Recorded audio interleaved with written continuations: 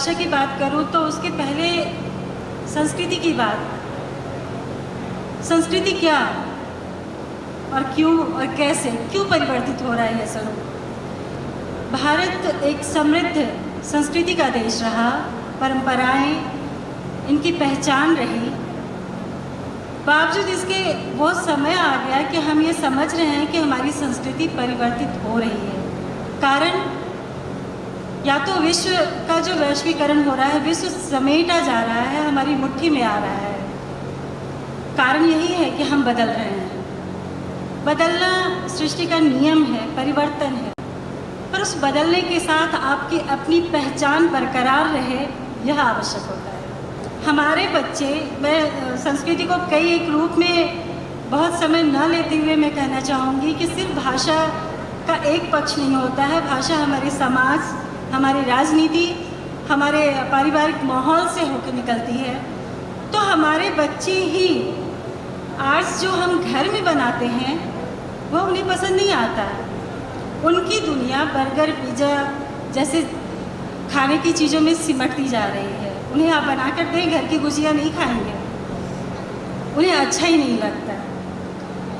और भाषा का सवाल यहाँ से भी आता है कि हम चाहते हैं कि हमारे बच्चे हमारी भाषा सीखें। मैं यहाँ सीखना कह रही हूँ क्योंकि घर ही वह पाठशाला है जब आप अपने बच्चों को, अपनी आने वाली पीढ़ी को संस्कृत करते हैं या उसे अपनी भाषा सिखाते हैं। मैं अभी सफ़र में थी, बहुत लंबा सफ़र रहा, मुंबई में कई घंटे मुझे बैठना पड़ा और वहाँ हमारे साथ एक परिवार भी उसी फ्लाइट से सफ़र करने वाला था।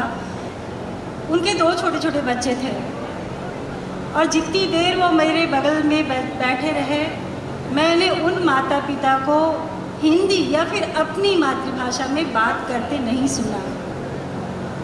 वो अंग्रेजी में बात कर रहे थे। अगर आप ये विरोध करते हैं कि हिंदी आपकी भाषा नहीं तो कोई ना कोई मातृभाषा तो होगी, तो फिर क्या आप अपनी मातृभाषा में बात नहीं कर सकते? मातृभाषा की वो मीठापन आप कहाँ से अंग्रेजी में ढूंढते हैं? फिर जब मैं प्लेन में बैठी तो मेरे पीछे एक बच्ची थी, पता नहीं उसने बड़े ही लाड से कहा पिताजी। उसके जो पिताजी थे उन्होंने उसके बच्चे की बात सुन करके कहा, अरे वाह क्या बात है, आज डैडी से मैं पिताजी हो गया।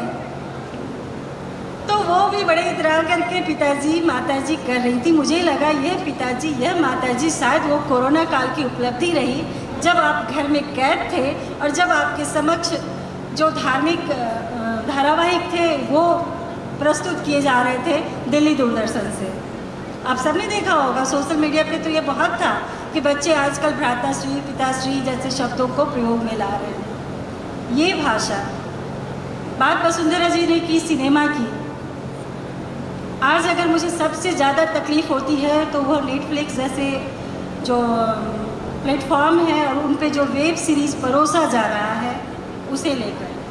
क्या हम और आप ये उम्मीद करते हैं अपने बच्चों से कि जब वो बात करें तो उनके अंग्रेजी के पूरे वाक्य में 2 शब्द हिंदी के हों और पूरे के पूरे वाक्य गालियों से भरे हुए हों?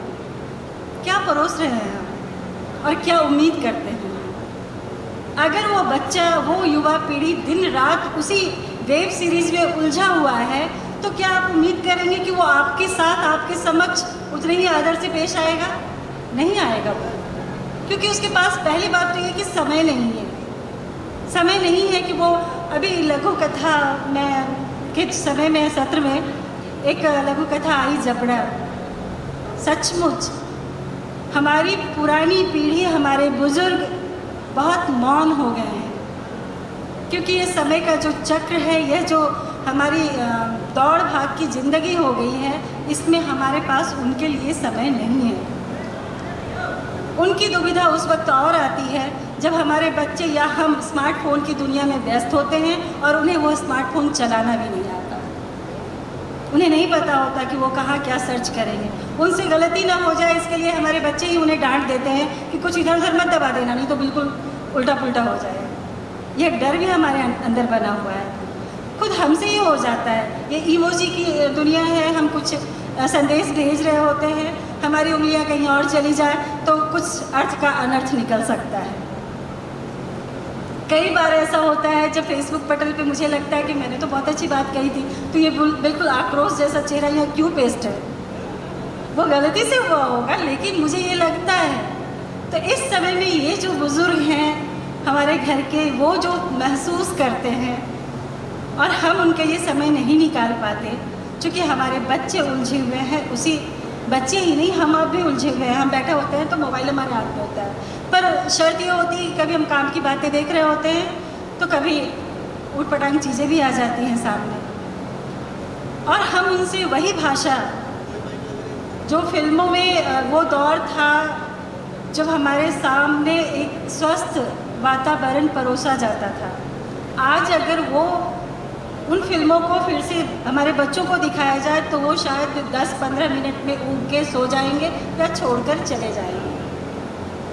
आज के समय में उन्हें जो मिलना होता है, वो जो चाहते हैं वो उन्हें मिल जाता है, लेकिन हम ही तो उसे प्रोत्साहित करते हैं ना। क्यों कोई तबका उठ के नहीं आता कि आप उसे बंद करो? बनाने वाले बनाते हैं क्योंकि उन्हें कमाना होता है, पर हम तो रोक नहीं पाते। कहाँ हम रोक पाते हैं? अपने बच्चों को भी नहीं रोक पाते, तो औरों की बात तो अलग की बात है। ये भाषाई सूचिता का अगर सवाल उठता है तो सबसे पहले जो हमारी पाठशाला, हमारा घर है, तो हमें वहाँ देखना होगा कि हम अपने बच्चों को क्या सिखा रहे हैं। सही है कि अंग्रेजी शिक्षा आवश्यक है, क्योंकि हर बच्चों की ख्वाहिश होती है, उनका एक सपना। आज का आकाश बहुत बड़ा है, बहुत बड़े फलक पर हमारे बच्चे पढ़ रहे हैं, तो उन्हें लगता है कि अपनी मिट्टी तो है, इससे परे भी कहीं और जाना है। बड़ी बड़ी कंपनियां उनसे अपेक्षा करती हैं कि वो अंग्रेजी तो अंग्रेजी, अब अमेरिकन अंग्रेजी सीखें, तो वो तो भूल जाते हैं ना कि उन्हें क्या, उनकी अपनी भाषा, उनकी अपनी पहचान क्या है। भाषा विज्ञापन की हो, भाषा राजनीति की हो, भाषा आपके आर्थिक जगत की हो, बड़े बड़े जो उद्योग कल कारखाने होते हैं, उन्हें भी जब कुछ विज्ञापन करवाना होता है तो वो अंग्रेजी पर ही जोड़ देते हैं। क्या हम लोग सचमुच अंग्रेजियत के इतने गुलाम हो गए? क्या हमें हमारी अपनी भाषा में अपनी बात समझ नहीं आती? पर अगर ईमानदारी से अपने आंखें बंद कर अपने दिल पे हाथ रखें तो आपकी सोच, आपकी हिंदी, आपकी मातृभाषा से ही होकर गुजरती है, तभी वो किसी अन्य भाषा में परिणत होती है। भले ही आप इसे ना माने, पर ये एक सच है।